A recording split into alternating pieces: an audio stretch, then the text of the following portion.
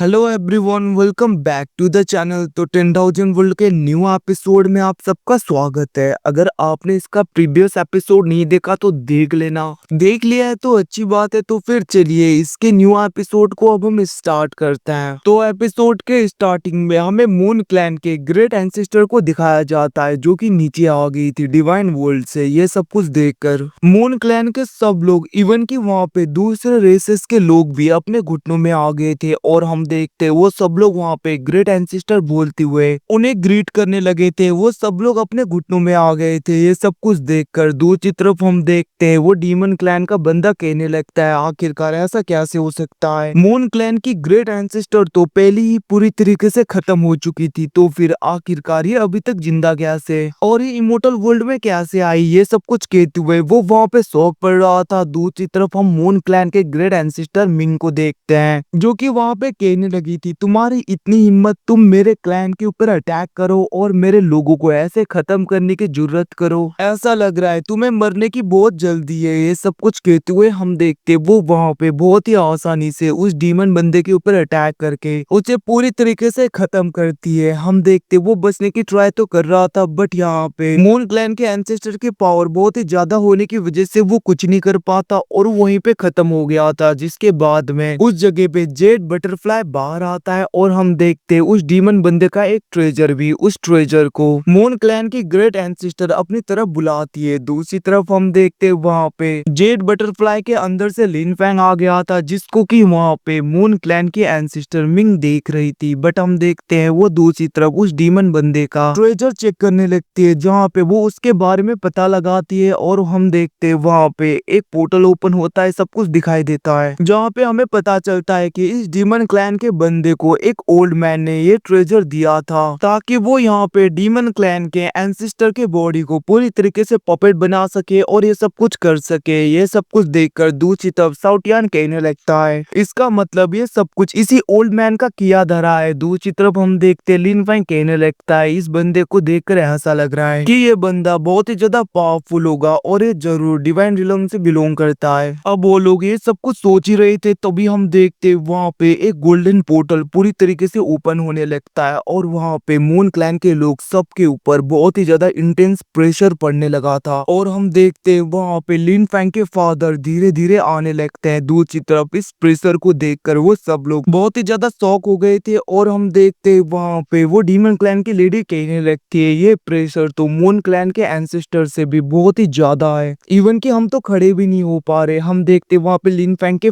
Father आ जाते हैं जिसको देखकर लिन फैंग कहने लगता है, ये तो फादर है। अब वहाँ पे सोर्ड एम्पर को देखकर दूसरी तरफ मिंग कहने लगती है, बहुत टाइम हुआ मैंने तुम्हें देखा नहीं, बहुत टाइम के बाद में मिल रहे हैं ना हम। उसकी ऐसी बातें सुन के लिन फैंग के फादर भी कहने लगता है, तुमने ठीक कहा, वैसे तुम कैसी हो? हम देखते वहाँ पे मून क्लैन के एंसेस्टर कहने लगती है, अभी तक तो ठीक ही हूँ। और हम देखते वो कहने लगती है, तुमने देखा ना आखिरकार इन सब के पीछे कौन है, आखिरकार तुम अब क्या करोगे? उसकी बातें सुन के दूसरी तरफ वहाँ पे लिन फैंग के फादर बहुत ही ज्यादा गुस्सा हो गए थे और वो उस ट्रेजर को लेते हुए कहने लगते हैं, उस ओल्ड मैन की इतनी हिम्मत, मैं उसे छोड़ूंगा नहीं। उसने मेरे बेटे के ऊपर अटैक करने की हिम्मत की, इसके बदले में उसे पे तो करना होगा। ये सब कुछ कहते हुए हम देखते वो वहाँ पे उस ट्रेजर को पूरी तरीके से क्रश करने लगता है। ये सब कुछ देखकर वहाँ पे मून क्लैन की ग्रेट एंसेस्टर कहने लगती है, तुम्हें पता है ना वो बंदा कितना ज्यादा पावरफुल है और वैसे भी वो तो एक ट्रैप भी हो सकता है। उसकी ऐसी बातें सुन के लिन फैंग के फादर कहने लगते, ट्रैप ही क्यों ना हो, मैं नहीं डरता किसी से, वैसे भी तुम्हें लगता है वो मुझे रोक पाएगा? ये सब कुछ कहते हुए वो अपने धर्माकाय को पूरी तरीके से बाहर निकालने लगता है। अब उसकी पावर को देखकर, उसकी स्ट्रेंथ को देखकर दूसरी तरफ मून क्लैन की ग्रेट एंसेस्टर कहने लगती है, तुम्हारे स्ट्रेंथ को देखकर ऐसा लग रहा है कि तुम उस रिलम के बहुत ही ज्यादा क्लोज हो, इवन कि तुम तो बहुत ज्यादा पावरफुल हो गए पहले से। उसकी ऐसी बातें सुन के दूसरी तरफ हम देखते वहाँ पे लिन फैंग के फादर कहने लगते, कुछ टाइम के लिए लिन फैंग मून क्लैन में ही रहेगा, तुम्हें कोई परेशानी तो नहीं है ना? उसकी बातें सुन के वहाँ पे दूसरी तरफ मून क्लैन के एंसेस्टर कहने लगती है, भला मुझे क्या सा प्रॉब्लम हो सकता है वो यहाँ पे रुक सकता है। वैसे भी जब तक लिन फैंग यहाँ पे है उसे कोई भी कुछ नहीं कर सकता। अब उसकी ऐसी बातें सुन के दूसरी तरफ हम देखते लिन फैंग के फादर एकदम से वहां से चले गए थे, जिसको देखकर दूसरी तरफ हम देखते वहां पे साउटियान कहने लगते, मास्टर आपके फादर तो कितनी जल्दी चले गए, इवन की वो तो आपसे बात किए बिना ही चले गए। अब उसकी ऐसी बातें सुन के दूसरी तरफ लिन फैंग सोचने लगता है जरूर बहुत ही ज्यादा इंपॉर्टेंट काम होगा। वैसे भी अगर उस ओल्ड मैन ने उन लोगों के साथ में हाथ मिला दिया तो क्या यहाँ पे फादर उन लोगों के साथ में फाइट कर पाएंगे, ये सब कुछ वो सोच रहा था। दूसरी तरफ हम देखते हैं वहाँ पे मून क्लैन की ग्रेट एंसेस्टर कहने लगती है तुम ज्यादा मत सोचो, वैसे भी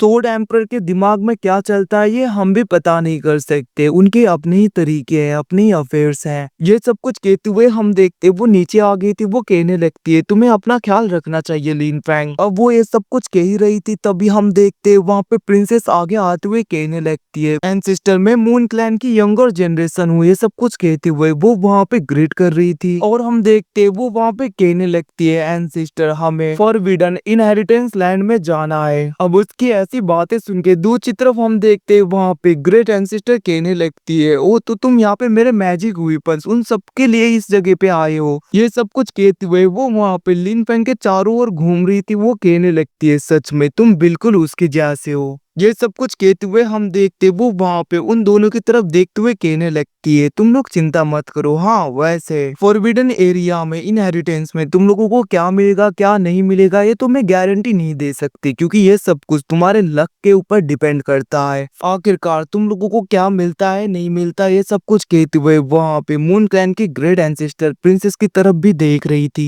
दूसरी तरफ हम देखते प्रिंसेस कहने लगती है एंसेस्टर आपका बहुत बहुत शुक्रिया। अब ये सब कुछ देखकर वहाँ पे ग्रेट एंसेस्टर लिन फैंग की तरफ देखते हुए कहने लगती है लिन फैंग तुम उन दोनों को बाहर क्यों नहीं निकालते। उनकी ऐसी बातें सुन के हम देखते वो वहाँ पे उस सीनियर बीस्ट को भी बाहर निकालता है और वहाँ पे उस बंदे को भी। अब वहाँ पे उसे देखते हुए दूसरी तरफ वो सीनियर बीस्ट कहने लगते तुम्हारा बहुत बहुत शुक्रिया लिन फैंग। और हम देखते वो वहाँ पे मून क्लैन के एंसेस्टर को भी शुक्रिया बोल रहा था, बट उस जगह पे मून क्लैन के एंसेस्टर अपने पाव का यूज करते हुए उसके सोल को अपने हैंड में लेकर बोलने लगती है तुम पहले बहुत ज्यादा सप्रेस हो गए थे और देखो अभी तुम्हारी क्या हालत हो रखी है, तुम चिंता मत करो मैं हूं ना तुम्हारे साथ। ये सब कुछ वो कहते हुए उन्हें रख लेती है। दूसरी तरफ वो लिन फैंग और वहाँ पे प्रिंसेस की तरफ देखते हुए कहने लगी थी अब तुम दोनों को मैं डायरेक्टली इनहेरिटेंस सीक्रेट रिलम मतलब कि हमारे फॉरबिडन एरिया में ले जाऊंगी, तो तुम दोनों यहाँ पे रेडी हो जाओ। ये सब कुछ कहते हुए हम देखते वहाँ पे एंसेस्टर अपने पाव का यूज करते हुए उन दोनों को अपने साथ में लेकर चली जाती हैं। दूसरी तरफ ये सब कुछ देखकर वो डीमन लेडी और वहाँ पे दूसरी वो दोनों बातें करने लगी थी, जहाँ पे कहने लगती है सच में हमारे ग्रेट एंसेस्टर के साथ में मून क्लैन के ग्रेट एंसेस्टर बहुत ही अच्छी तरीके से बातें कर रही थी। वहीं पे दूसरी तरफ दूसरी लेडी कहने लगती है मैंने तो सुना था कि पहले ये दोनों एक दूसरे को पसंद किया करते थे, बट बाद में जाके इनके मैरिज के लिए दूसरे लोगों ने नहीं माना, कोई भी तैयार नहीं हुई, जिसकी वजह से बहुत कुछ हुआ था उस टाइम में। अब उनकी ऐसी बातें सुन के दूसरी तरफ हम देखते दूसरी लेडी कहने लगती है क्या ये सब कुछ सच है, और हम देखते वो लोग ऐसे ही बातें करने लगे थे। वहीं पे दूसरी तरफ हम उस डीमन को देखते जो कि बहुत ज्यादा सैड हो जाता है। वो कहने लगता है मैं अपने फादर को भी नहीं बचा पाया, मेरे ग्रेट ग्रैंडफादर मेरे एंसेस्टर, आखिरकार ऐसा क्यों हुआ, मुझे क्यों पता नहीं चला कि आपके बॉडी के साथ में ये सब कुछ हो रहा है, आपके डेड बॉडी को भी नहीं छोड़ा। ये सब कुछ कहते हुए हम देखते वो वहाँ पे बहुत ज्यादा सैड होने लगता है। वो कहने लगता है मैंने तो अपने एंसेस्टर के डेड बॉडी को भी नहीं बचाया और उसने सारे बॉडी को अपना पपेट बना लिया। ये सब कुछ कहते हुए वो कहने लगता है मैं तो अपने क्लैन के नाम पे एक धब्बा हूँ, मुझे तो जिंदा रहना ही नहीं चाहिए। ये सब कुछ कहते हुए वो वहाँ पे बहुत ज्यादा सैड होने लगता है। ये सब कुछ वो लोग भी देख रहे थे, मतलब कि दूसरे लोग। और हम देखते उनमें से वो डीमन लेडी आगे आते हुए कहने लगती है तुम सैड मत हो, तुम्हारी कोई गलती नहीं है, और उसके कांध में अपना हाथ रख रही थी। ये सब कुछ देखकर उस डीमन को लगने लगता है कि अब उसे किस्सी मिलेगा, मतलब कि चुप्पा करेगी वो लेडी, और वो बहुत ज्यादा खुश हो रहा था। बट हम देखते वहाँ पे वो डीमन लेडी कहने लगती है तुम अच्छे इंसान हो, तुमने मुझे बचाने के लिए क्या कुछ नहीं किया, तुम्हारा शुक्रिया। ये सब कुछ कहते हुए वो दूसरी तरफ चली जाती है। अब हम देखते उसके सपने वहाँ पे सपने रह गए थे, बेचारा बंदा वो बहुत ज्यादा डिसअपॉइंट होते हुए नीचे गिर जाता है। वहीं पे यहाँ से सीन शिफ्ट होके हमें डिवाइन रिलम में दिखाया जाता है, जहाँ पे उसी ओल्ड मैन को देखते हैं जिसने उस डीमन बंदे को वो ट्रेजर नजर दिया था। अब हम देखते वो वहाँ पे ड्रिंक कर रहा होता है, तभी वहाँ पे वॉइड स्पेस ओपन होता है और लिन फैंग के फादर आ जाते हैं। वो कहने लगते हैं, ओल्ड मैन, पिछली बार भी तुमने दूसरों के साथ में मिलकर मुझे मारने की पूरी ट्राई की थी और तुमने उनके साथ में हाथ मिला लिया था, फिर भी मैंने कुछ नहीं कहा। और वैसे भी तुमने अब यहाँ पे लिमिट क्रॉस कर दिया है। तुमने मेरे सन को खत्म करने के लिए किसी और को कहा और तुम अपने लोगों को भेज रहे थे मेरे सन को पूरी तरीके से खत्म करने के लिए। तुम्हारी इतनी हिम्मत, क्या तुम्हें जिंदा रहने का मन नहीं है? ये सब कुछ कहते हुए हम देखते वो वहाँ पे बहुत ज्यादा गुस्सा होते हुए नीचे की तरफ आ गए थे, जिसको देखकर दूसरी तरफ वो ओल्ड मैन कहने लगता है, तुम्हें क्या लगता है सोर्ड एम्परर, मैं तुमसे डर जाऊंगा? मैं तुमसे नहीं डरने वाला। इतना कहते हुए लिटरली वो वहां से भाग रहा था। डायलॉग इसके इतने बड़े बड़े थे कि मैं तुमसे डर थोड़ी ना रहा हूँ, तुमसे डर जाऊंगा। और हम देखते वो वहाँ पे वॉइड स्पेस का यूज करते हुए भागने लगता है, जिसको देखकर लिन फैंग के फादर कहने लगते, ओल्ड मैन, आज तुम नहीं भाग सकते। इतना कहते हुए हम देखते वो वहाँ पे उसके पीछे चले गए थे, जहाँ पे वो ओल्ड मैन बहुत ही ज्यादा तेजी में आगे की तरफ भागने लगता है। बट हम देखते वहाँ पे लिन फैंग के फादर भी बहुत ही ज्यादा तेजी में उसके पीछे आ गए थे और वो अपने पाव का यूज करते हुए उसके ऊपर अटैक कर देते, जहाँ पे वो ओल्ड मैन बच गया था। जिसको देखकर दूसरी तरफ हम देखते वहाँ पे लिन फैंग के फादर कहने लगते हैं, पिछली बार भी तुमने मेरे ऊपर अटैक किया ना, तो इस बार ये सब कुछ अकाउंट में यहाँ पे सेटल करके ही जाऊंगा। उसकी बातें सुन के वो ओल्ड मैन कहने लगता है, पिछली बार तुम लकी थे, हाँ मैंने उनका साथ दिया था ताकि मैं तुम्हें पूरी तरीके से खत्म कर पाऊं। उसकी ऐसी बातें सुन के लिन फैंग के फादर बहुत ही ज्यादा गुस्से में उसके ऊपर अटैक करते हैं। हम देखते वो भाग रहा था बट उसके आगे एक वॉइड स्पेस ओपन हो गया था और हम देखते उसके अंदर से बहुत ही ज्यादा पावरफुल स्पिरिचुअल पाम अटैक उस ओल्ड मैन की तरफ लग जाता है, जहाँ पे वो ओल्ड मैन उसके अटैक से बच रहा था। बट हम देखते वो अटैक वहाँ पे उसे पूरी तरीके से क्रश कर देता है। बट दूसरी तरफ वहाँ पे लिन फैंग के फादर देखते हैं कि वो ओल्ड मैन अभी भी खत्म नहीं हुआ, वो बहुत ही आसानी से इधर उधर जा रहा था। वो कहने लगता है, बहुत ही समय हो गया, सच में सोर्ड एम्परर, इतना ज्यादा वक्त हो गया, मैंने तुम्हें देखा नहीं था। इतना कहते हुए हम देखते वो वहाँ पे दूसरे एम्परर को भी बुला लेता है और हम देखते वो ओल्ड मैन कहने लगता है, पिछली बार तो तुमने अपना क्लोन बना के हमें पूरी तरीके से कंफ्यूज कर दिया था, बट इस बार तुम नहीं बचने वाले। पिछली बार तो तुम बच गए थे, तुम्हें क्या लगता है आज तुम इस जगह से बच के निकलोगे? और तुम्हें क्या लगता है तुम यहाँ पे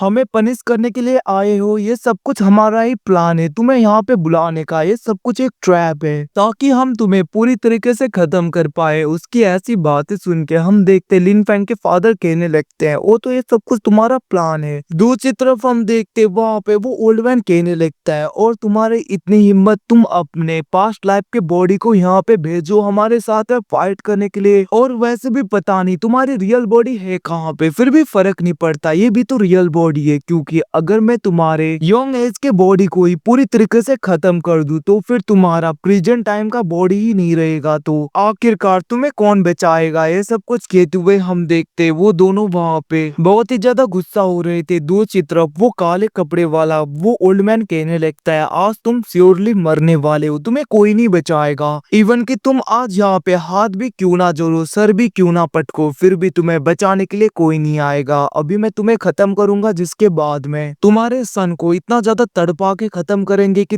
तुम यहाँ पे मरने के बाद में भी चैन से नहीं रह पाओगे। उसकी ऐसी बातें सुन के दूसरी तरफ हम देखते वहाँ पे सोर्ड एम्परर मतलब कि लिन फैंग के फादर हंसने लगे थे, और वो दूसरी तरफ दी तियानी की तरफ देखते हुए कहने लगता है, तियानी ओल्ड मैन, क्या तुम्हारे दिमाग को अभी भी थोड़ा सा भी होश नहीं आया? पिछली बार भूल गए मैंने तुम्हारे सन को कैसे खत्म किया था, फिर से तुम वही गलतियां कर रहे हो क्या? यहाँ पे तुम अपने पूरे खानदान को डिस्ट्रॉय करना चाहते हो? उसकी ऐसी बातें सुन के हम देखते वहाँ पे तियानी वो ओल्ड मैन कहने लगता है, मुझे फर्क नहीं पड़ता सोर्ड एम्परर, तुम्हें क्या लगता है तुमने मेरे एक डिसेंडेंट एक सन को मार दिया तो मुझे बहुत ज्यादा दर्द होगा? मैं कुछ भी नहीं करूंगा। वैसे भी मेरे पास में डिसेंडेंट की कमी नहीं है, बहुत ज्यादा सन है मेरे और बहुत ज्यादा मेरा खानदान भी, तो मुझे फर्क नहीं पड़ता है इवन कि मेरा एक सन ही क्यों ना मारा जाए, आज तुम्हें मैं नहीं छोड़ूंगा। क्योंकि पुराना हिसाब किताब भी मुझे आज यहाँ पे पूरी तरीके से क्लोज करना है। ये सब कुछ कहते हुए हम देखते वहाँ पे एम्परर तियानी बहुत ही ज्यादा गुस्से में कहने लगता है, अब मेरी बारी। और हम देखते वो अपने सेलेस्टियल वेपन को बाहर निकालता है, जिसको देखकर दूसरी तरफ वहाँ पे लिन फैंग के फादर सोचने लगते हैं, ये तो उसका सोर्ड है। हम देखते वहीं पे दूसरी तरफ एम्परर तियानी कहने लगता है, आज तुम्हें कोई नहीं बचा सकता। वैसे भी